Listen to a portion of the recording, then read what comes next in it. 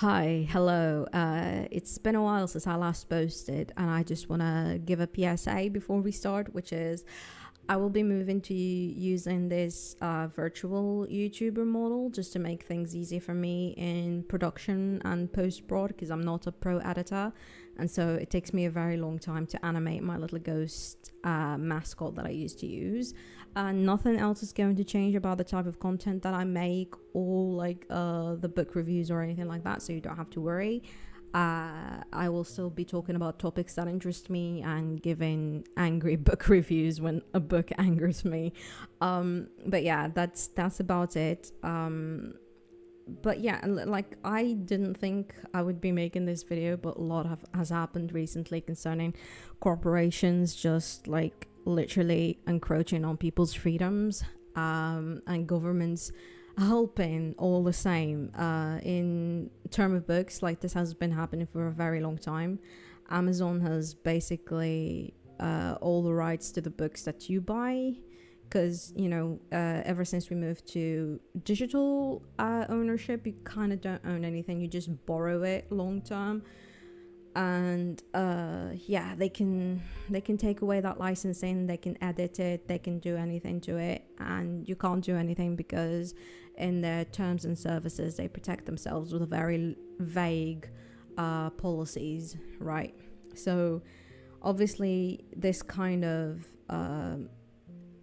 digital goods borrowing or ownership model, I suppose I can call it, gives way too much power to the companies. And now after everybody has gotten used to it, they are encroaching on people's freedoms. Like Steam has recently updated its terms and services based on the demands of banks and payment processing services.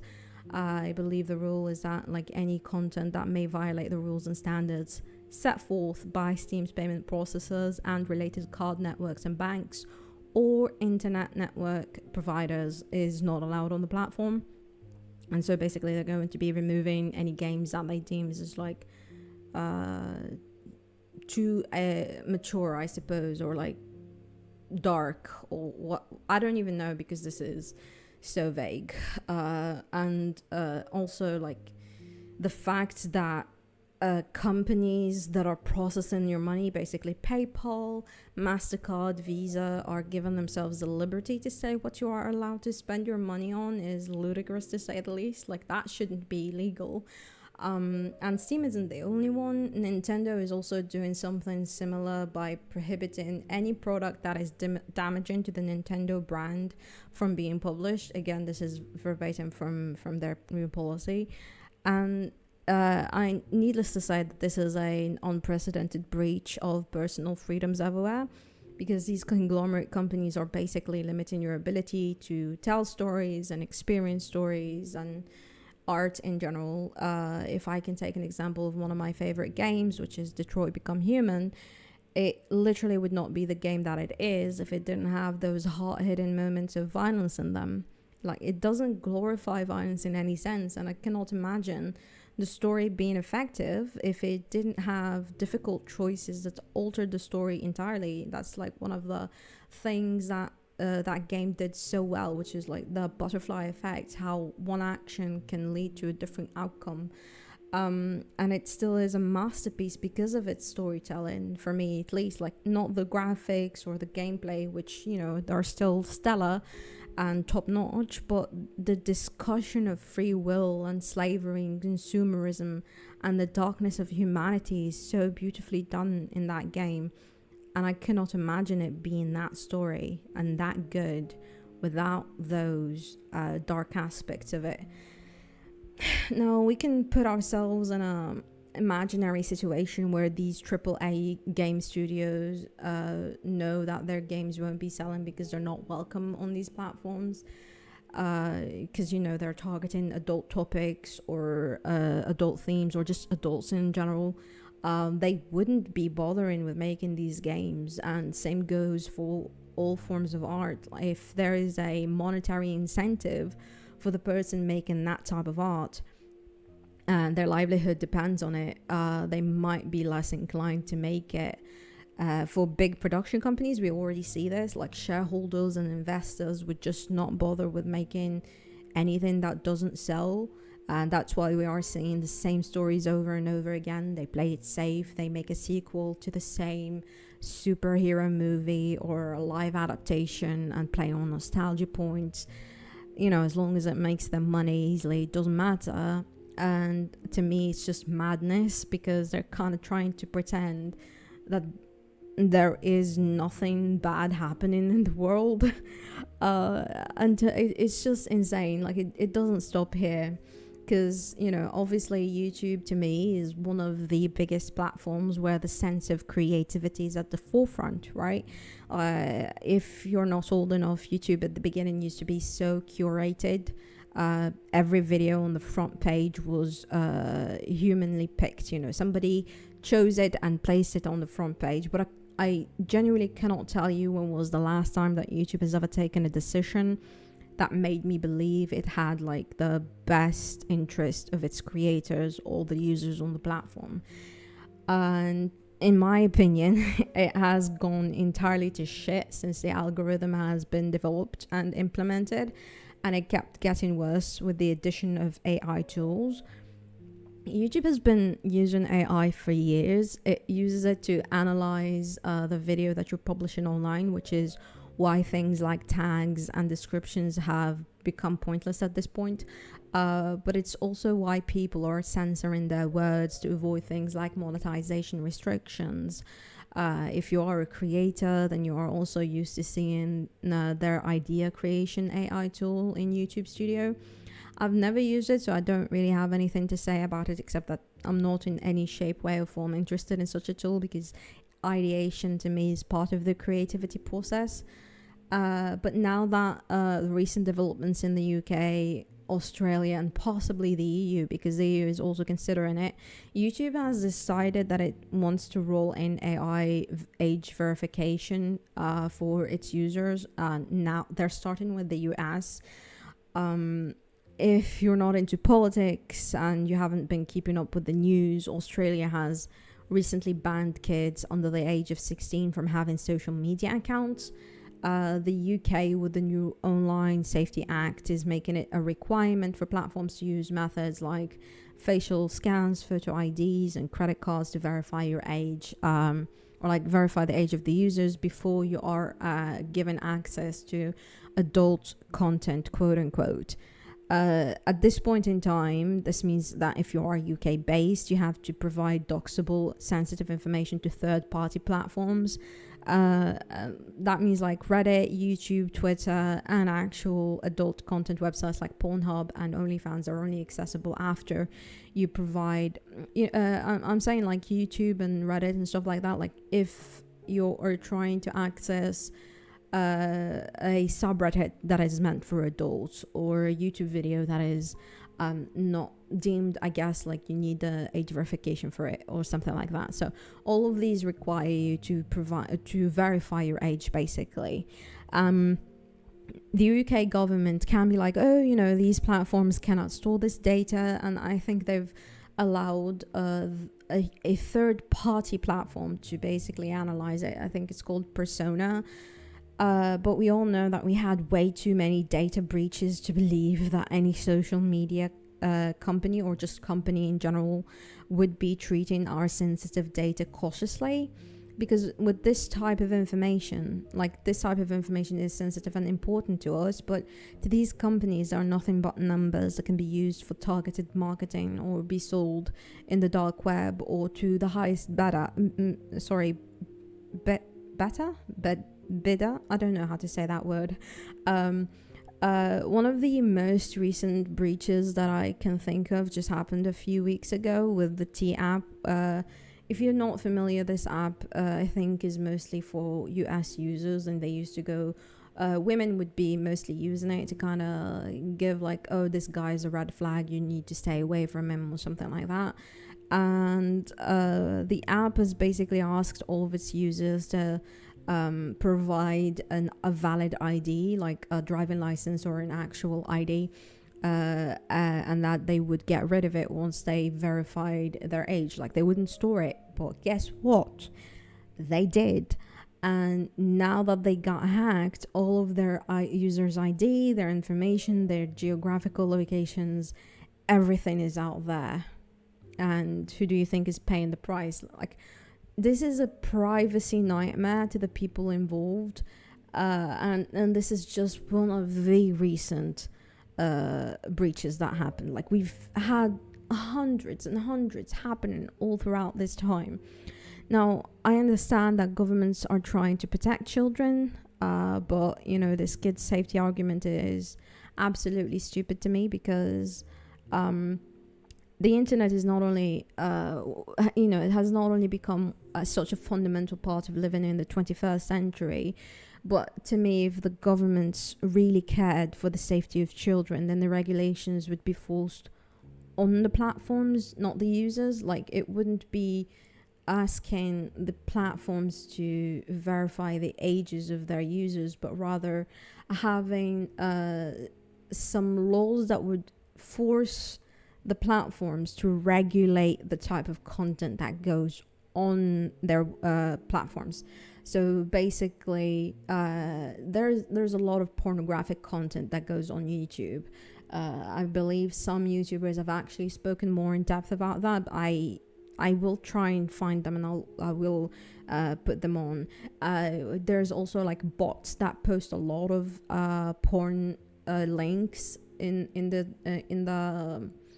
comment section, and there's been a lot of AI content recently. So AI slop and AI made content, So if the government really cared about that, then they would really enforce them to regulate this type of thing, but they haven't. So this is, to me, just giving them an easy way out.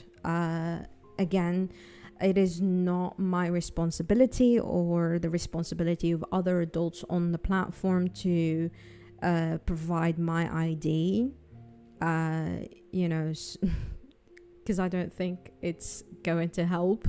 It is the responsibility of the social media platforms to make the space safe for its users, and the responsibility of the parents to keep an eye on what their kids are doing and watching on the internet.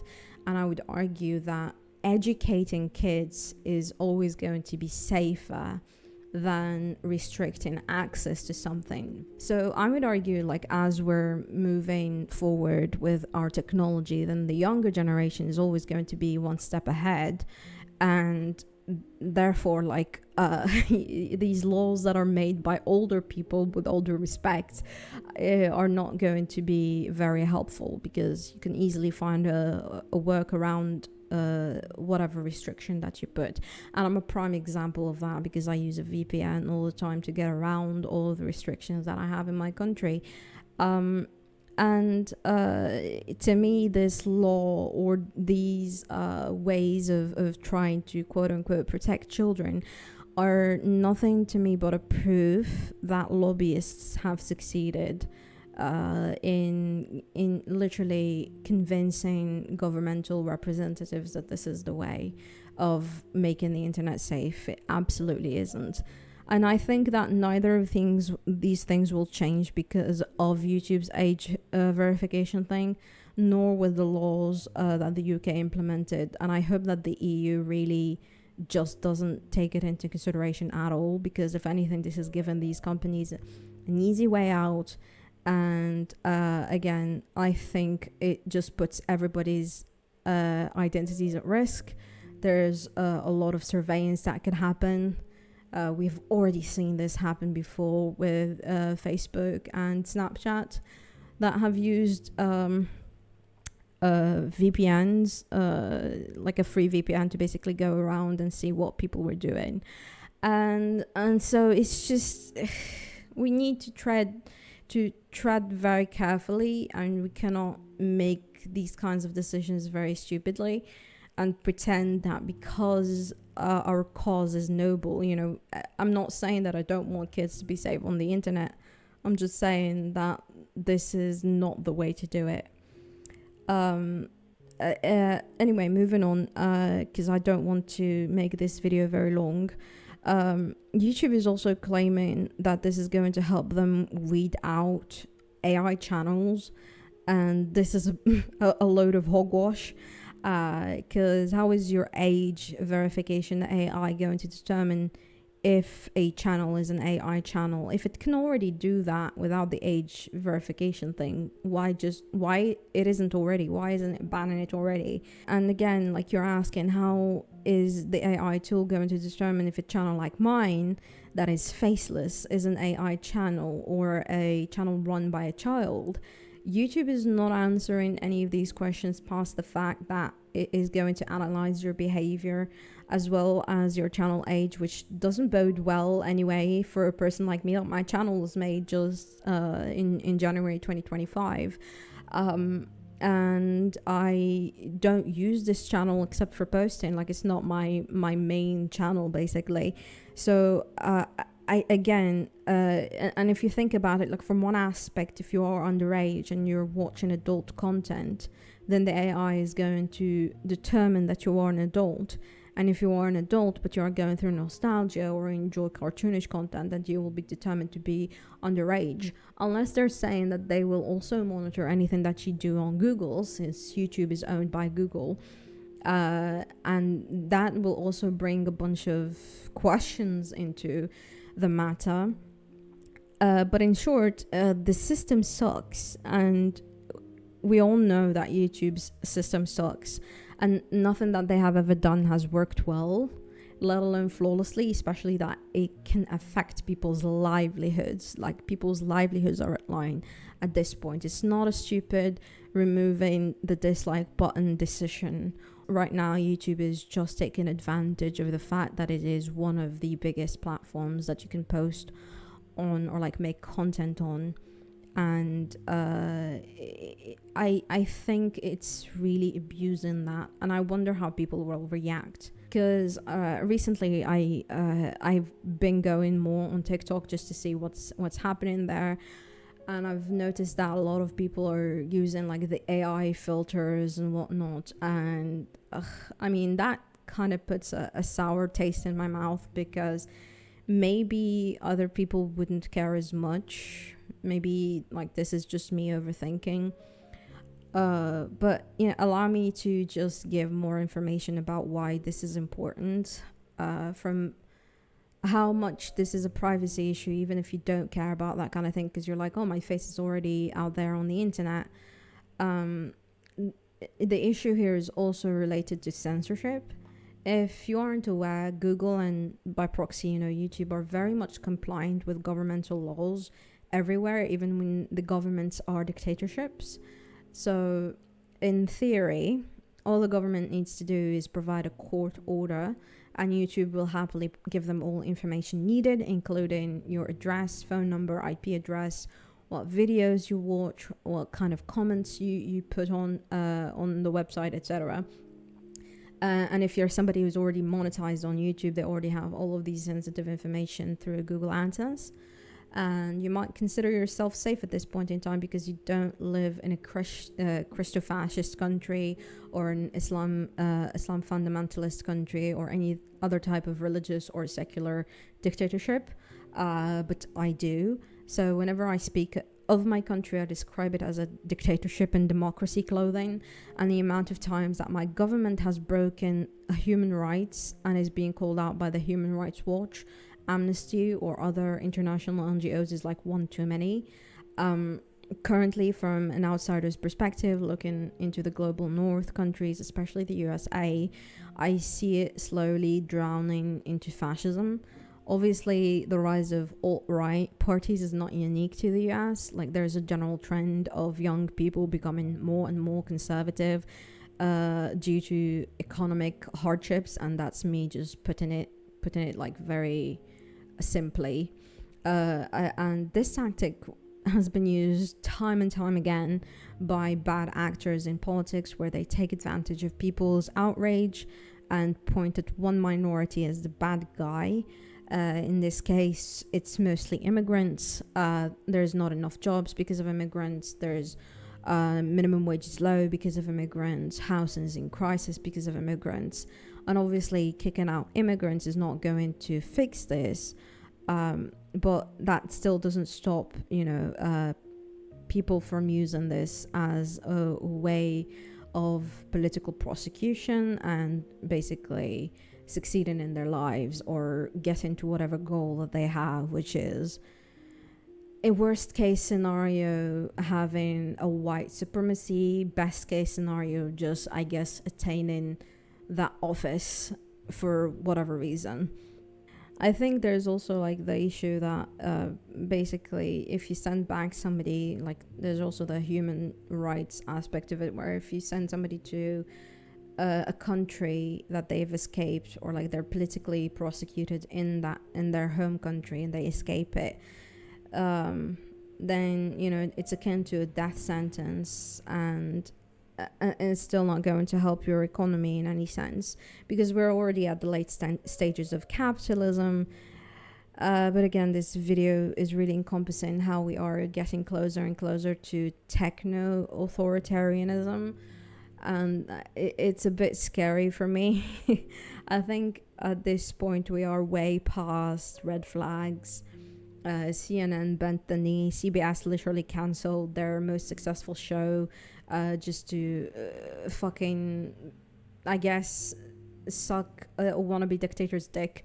And then platforms like YouTube that host a lot of independent media journalists are pushing the boundaries inch by inch until they completely swallow up any form of liberties. That's how I see it. Whenever I watch people speaking about this topic or just about the rise of fascism, they're always like, oh, I don't want to sound the alarms. I don't want to be fear-mongering. But as someone who is living that reality where you have to watch how you are speaking so that you don't end up breaking stupidly written vague laws of offending a religion or a governmental person, you should absolutely be scared of what YouTube is asking for. You should absolutely not comply for your own safety. Because as it stands right now in my country, far too many artists and political activists have been arrested due to what they post on YouTube, even when their identities are absolutely hidden. This is why not only I am not showing my face, I am also not disclosing what country I am from. I use a VPN constantly to avoid attracting the wrong kind of attention to my videos. And I'm not saying that YouTube or social media platforms are absolutely scheming to make 1984 a reality, but I am telling consumers to be very careful. You might currently think that you are safe because you are not in the minority, or because your ideologies aligns or your ideology aligns with that or like with those who are in power. But I'm telling you right now that you won't be benefiting from that system. I'm in constant contact with people whose ideologies align with that of the government, and they are just as miserable as I am, if not more. And that's because we are all suffering to various degrees from the consequences of the same laws applied to us against our will. And I think everybody has no energy because they are focusing on surviving due to poverty. Now, if you want to know how insane it is, instead of raising the minimum wages or invest in new industries or create new jobs to combat unemployment rates and poverty rates, they instead lowered the barrier to what constitutes poverty. Imagine you wake up tomorrow and then your government tells you that if you make $7 a day, then you are not poor. Well, you know fully that $7 a day is not enough to live off of, let alone to survive. Like, maybe it might cover like your food needs, but it's not going to cover your rent needs. If you need to go to the doctor, if you need to buy clothes, it's just not enough. And again, just to reiterate, I obviously I don't mind governments taking actions to make the internet safer for everybody, for kids. I just don't personally believe that mass surveillance is the way. Guidelines, restrictions, and regulations should be forced on social media conglomerates, not in a way that individuals who want to exist safely online are compromised. I think, again, this video is long enough, and I'll just end it here and talk more about AI and creativity in a different video if that is something that you are interested in. It's just one small little point. Is like this whole ordeal reminds me of a skit from 10 years ago that kind of makes me feel old. Okay, everybody, listen. I know I play some bad dudes in movies, okay? But if my picture's on the poster, maybe your kid shouldn't watch it.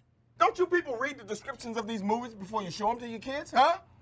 Look at the ratings. I forgot. That's your responsibility, not mine. Thank you very much.